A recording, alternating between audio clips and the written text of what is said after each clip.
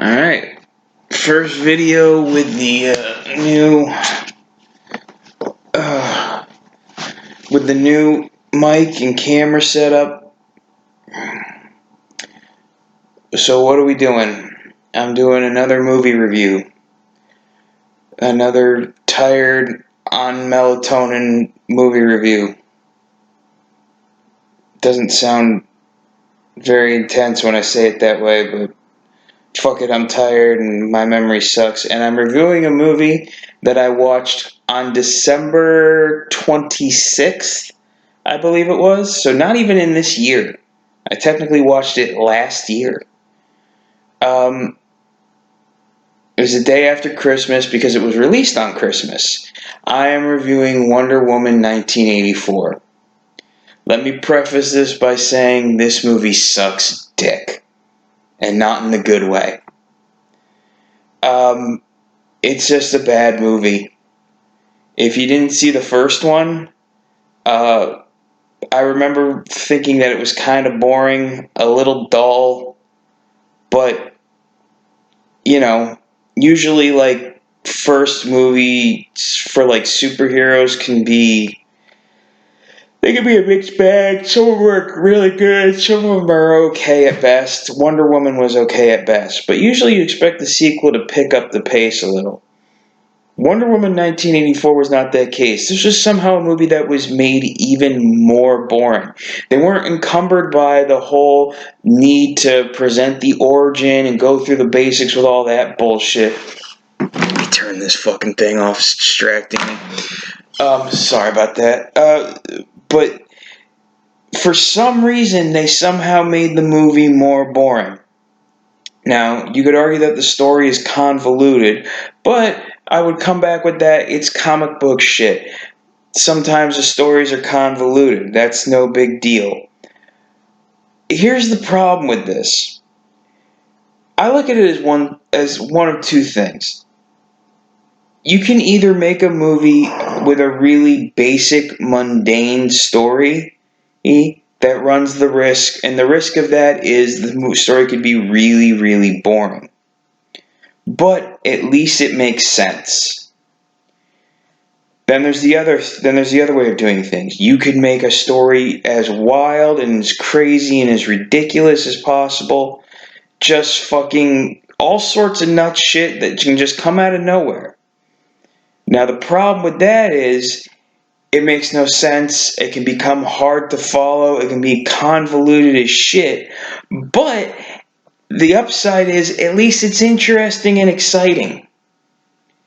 Wonder Woman 1984 somehow made a movie where everything that was happening made no fucking sense, yet was somehow still boring as shit. I don't know how you do that. I feel like you have to try to make an effort to fucking do that. And that's exactly what they did. So, I don't know. If that's what they were going for, then mission accomplished. It was just bad. I realize, for starters, it's like a 2.5-hour movie, which even for a superhero movie is fucking long. But then, I realized about halfway through this movie, I had no idea who most of the characters were, what they were doing, or why they were doing it, but more importantly, I realized that I couldn't find a reason as to why I should care about any of those things. I didn't give two shits what was going on. None of it made any sense. I haven't even gone into details of what happens in the story. As the name suggests, it's Wonder Woman. She's living in Washington, D.C. at the time, and she's fighting crime in 1984. Now, this already raises a lot of major questions as to the DC universe in general, because at that time, they presented in modern day, there were no famous superheroes until Superman showed up. Batman, at the time, was merely just a legend, was an urban myth that was only talked about in Gotham. Nobody ever knew he was real. They just thought it was just something that, the criminals and cops made up. But the thing is, Wonder Woman's running around saving the world, doing all sorts of shit way back in 1984, which by that point in the story, she's already been around for like 70 years almost. Like, she showed up at the later stage of World War One, so she shows up in 1917, which means by 84 she had been in the greater world since 1967.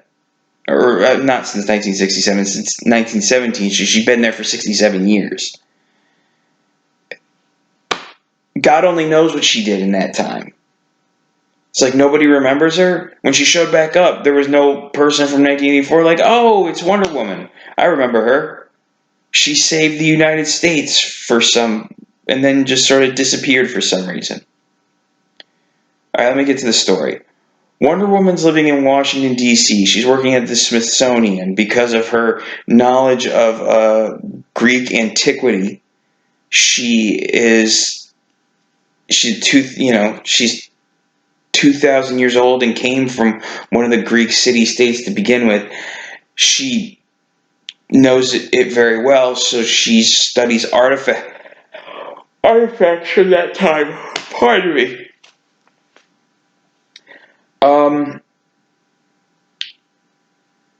One of the people she works with is a woman named Barbara Minerva, who's played by Kristen Wiig. Now, Kristen Wiig is not an unattractive woman, but she's acting besides Gal Gadot, who's a very attractive woman. So, you look ugly by comparison. But they just have Barbara Minerva play like this really frumpy chick and shit who doesn't like the fact that she's overlooked. For some reason in the story, this guy named Maxwell Lord shows up. He's just a businessman who's selling something like land or property or something, but you find out it's all just a facade. He's basically a con artist who's trying to like sell things before he actually has things. Really what he's looking for is something called a dream stone. They're mixing all sorts of shit from the comic books in the story, but I'm not going to get into that.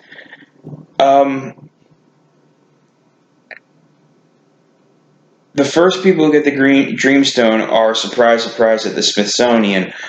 Barbara and Diana both grab it, and apparently if you're holding the stone and wish for something, that wish comes true. The problem is, as they learn later on in the story, the downside of the wish is it costs you something. What it costs you seems to be completely random. It's different from person to person, much like the wish. Barbara Minerva wishes to be more like Diana. So she instantly becomes more confident, somehow becomes more attractive to other people. Literally all she does to become more attractive to other people is she kind of like fixes her hair a little bit, takes off her glasses, she removes this weird frump skirt she has and just pulls down her blouse to make it a full-on dress, and then she just looks good. That's it. That's all she did. It's like, you needed a fucking magic wishing stone for that, you dumb bitch? You could have just done that. Now all of a sudden she's more fucking confident. But remember, she wished to be like Diana, so the thing is, what she doesn't realize is that Diana is also a fucking superhero, because I don't know why nobody could tell.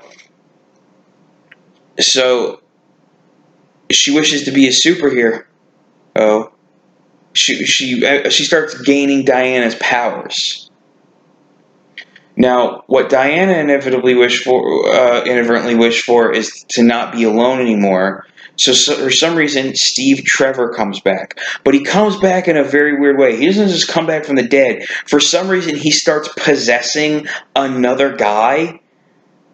They never explain why this happens or why this guy was chosen. Just for some reason, he starts possessing this dude. And at first, Diana doesn't recognize him. Nobody does.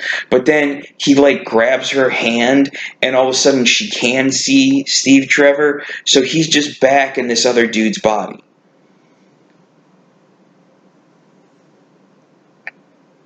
And the downside for her, if for Diana, is he starts slowly losing her powers. Well, the downside for Barbara is that she starts slowly losing her humanity. This is at first portrayed when a guy who harasses her on the street and she tells him to fuck off. She didn't say that. It's not that kind of movie. But basically, she tells him to fuck off and then she beats the dude to death. It's like, whatever. And when Maxwell Lord gets the stone, the thing he wishes for is to become the stone. Like, he wishes to become the wishing stone itself. So he can grant anybody's wish, and in return, he gets the thing that the stone is owed. The cost to him is that it slowly starts killing him. With every wish he grants, he starts, like, he keeps dying. So, like, the first thing he does is he goes to, like, this Middle Eastern country where the guy who runs it has, like, control of all the oil in the area. And he asks the guy what his wish is, and the guy's wish is that he wishes his borders closed, and he has control of his country, and that all the outsiders are thrown out.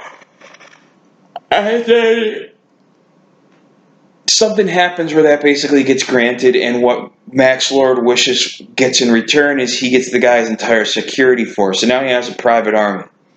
He basically starts doing all these things where he starts wishing for the wishes. He basically sets it up where he can, like, broadcast himself on television and get wishes from everybody. I didn't understand what the point of what he was trying to do was. It's like you have a wishing stone to have a successful business. Just wish to have the most successful business on earth, and boom, there you go. There's your wish. I didn't get what was going on here. What was the point of this? I don't remember. I don't think I remembered even after I watched it. Barbara eventually realizes she's gained powers. She realizes that Diana must be Wonder Woman, and she goes to, when Maxwell Lord is at the White House, he's wishing for something from the president. The president wishes for something from him, and then that's how he gets access to, like, the national broadcasting system. And when Diana and Steve try to stop him, Barbara shows up and fights Diana, but since Barbara's getting more powerful and Diana's getting less powerful, Diana kind of gets her ass kicked. And then she goes off with Max Lord. Now, here's the thing. It's been established that with the Wishing Stone, you only get one wish. And if you want the wish to end so you can get rid of the negative effect, you can just renounce the wish. So that's all Diana has to do to get her powers back is renounce the wish, and she doesn't want to because she doesn't want to give up Steve. It's so dumb. But they establish that you only have one wish. But for some reason, Max Lord is able to grant Barbara Minerva another wish beyond what she already has. Now, I'm guessing the reason is because her original wish was on the stone itself, and now the second wish is on Maxwell Lord, so for some reason, the one wish thing doesn't transfer over or somebody becomes the wishing stone. Maybe that's written in the fine print somewhere. I don't fucking know. She wishes to become an alpha predator, and for some reason that makes her a human cheetah lady. This is all so dumb. Even this is comic book shit, and that I've been reading since I was a fucking child, and even I'm going, this is the dumbest shit I've ever fucking heard. It's like they were trying to make it bad. So she becomes a cheetah. Diana realizes she has to renounce Steve, so she renounces her wish. And then she just starts, like, she gets her powers back, she jumps through the air, and she uses her lasso to, like, catch lightning bolts so she can swing through the air, which was kind of cool looking. And then she doesn't really fly, but when she gets high enough, she can glide on the wind current, which is something that she could originally do in the comic books before she could straight up fly. Not a lot of people know this, but in a lot of the DC comics early on, there weren't a lot of flyers, not in their first iterations. Wonder Woman couldn't fly at first. That's why she had the invisible jet. Oh, yes, they had the invisible jet in this movie. She and Steve steal a jet, and then for some reason she now somehow has the magic power to turn things invisible. It's just a random ability that she only uses that time, never needed again. This is actually the most comic book thing about the movie, because when the comic books were originally established, like in the fucking 30s, 40s, and 50s, they did that kind of shit all the time. Characters would start out with just only a certain set of powers, and as times went on, they were just given random powers. Some of them that were utterly wild, never brought up again, and were completely stupid. Like Superman couldn't originally fly. If you remember, like from the original Superman cartoon, he's faster than a speeding bullet, more powerful than a locomotive, able to leap a tall building in a single bound. Why would he need to leap a building if he could fly? Because he couldn't fly back in those days. Superman originally couldn't fly. They didn't add flying and the heat vision and the ice breath and all that shit till later. Same thing with Wonder Woman. Wonder Woman originally, she couldn't, she had an invisible jet that's been brought back every now and then, but she couldn't fly at first. She could glide on the wind currents if she jumped from high enough. There's also a thing where she could talk to animals, like a sort of Dr. Dolittle thing. Not really like talk to them, like she was empathic with them or telepathic with them. It was really weird. That's also been brought up. There's just weird shit would happen. So that was actually her having that weird ability to just somehow, for some reason, turn a jet invisible. That was the most comic book thing yet. And she also has a suit of armor she found that belonged to an ancient Amazonian that was left behind when the Amazons fled the world of men the first time around. She found the armor, but not the Amazonian herself. The suit of armor looks like the suit of armor that she used in the Kingdom Come comic book. If you have any reference for that, which you probably don't, but look it up if you want to fucking see what I'm talking about, or just watch the movie. It's overly long and dumb as shit. But yeah, she gets that armor. I think the armor has wings, so I think it lets her fly. Then she goes and faces. She goes to find Maxwell Lord, who's being guarded by Barbara Minerva, who's now full on cheetah. She's just a cheetah lady, and she fights Diana, and she's winning a little, and Diana tries to get her to renounce her wish so she can get her humanity back and everything. And although she's made 2 wishes, so wouldn't she have to renounce both? I don't know. I don't know how it works. It's so stupid. I don't care. But she won't, so Diana just electrocutes her and I'm pretty sure kills her. It's just like, Barbara really got the shitty end of the stick for this whole fucking movie. It didn't seem fair. Kristen Wiig deserves better than that, in my opinion. She goes to confront Maxwell Lord, who's broadcasting himself on television. I think she ends up appealing to everybody in the country not to make a wish or something, and she ends up appealing to Lord to fucking... But at this point, like, so many people are making wishes that it's like, it's causing chaos throughout the world, and it's destabilizing everything. I think they're about to have a nuclear war is about to start. It's all gone nuts. And then Lord, I think, renounces his wish, and then just goes and sees, like, his son. He has a son who he's kind of been neglecting. And it's just like, shouldn't this guy be going to jail? And yeah, I don't even remember the real ending beyond that. That movie sucked dick. It was so bad. You want people to have faith in these fucking female-led movies, and I'm all for it, fine. There's plenty of good female characters and shit. But god damn it. Fucking try harder, motherfuckers. That was just bad. DC does not have the best track record when it comes to their fucking movies. To save the fucking that abomination that was the Justice League, they had to relieve a 4 fucking hour cut. That's not a cut, by the way. That's a movie that desperately needs editing, but they had to release a 4-hour film to fucking make up for that abomination. That's not good. The only watchable fucking DC movies that have been released, in my opinion, are fucking Aquaman and Shazam. In the recent slate of DC movies. I don't know. There's some good ones from the past, and it looks like there's some good ones coming up, but we'll see. Everything else has been a mess for some reason. And I want them to be good. I'm not some Marvel fanboy who only roots for them. I like Superman and Batman and even Wonder Woman, just as much as anyone. I want these things to be good. I think they gotta lean into the crazy more. And there's plenty of crazy shit to do with Wonder Woman. But they made even fucking a Greek god in the first one boring as fuck. I don't know what you're supposed to do with this.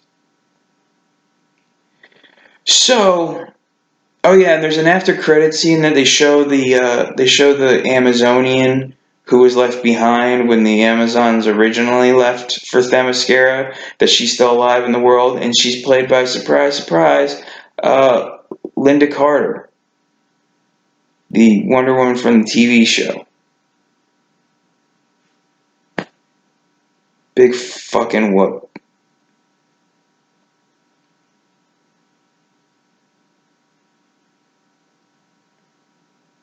So yeah, that was a shitty movie. I give it fucking. I don't even give it 2 stars. I give it 1 fucking star. 1 star out of fucking 5. I don't give it a single thumbs up. Not one. Not a one. I couldn't lift my thumb for it at all. I give it a eh. That's the most I'll do with my hand. Like eh.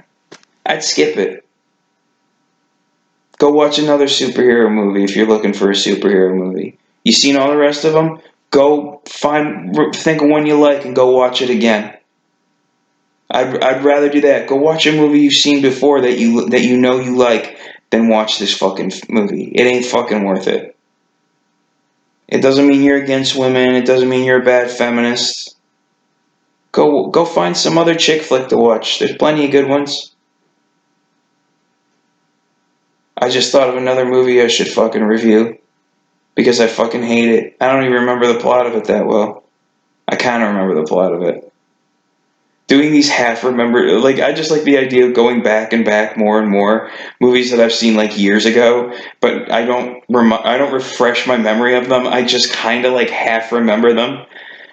That's actually a funny idea, especially combining it with tired. Oh man, yeah, I should do that next time. Well, we'll see. We'll see. I got a whole fucking week to feel things out. So yeah, that's that. That's Wonder Woman 1984. I fucking skip it.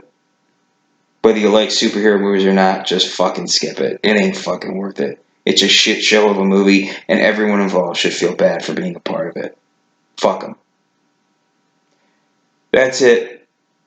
Like and subscribe. Or don't. I don't give a shit. I'm gonna do this regardless. Have a good one, folks.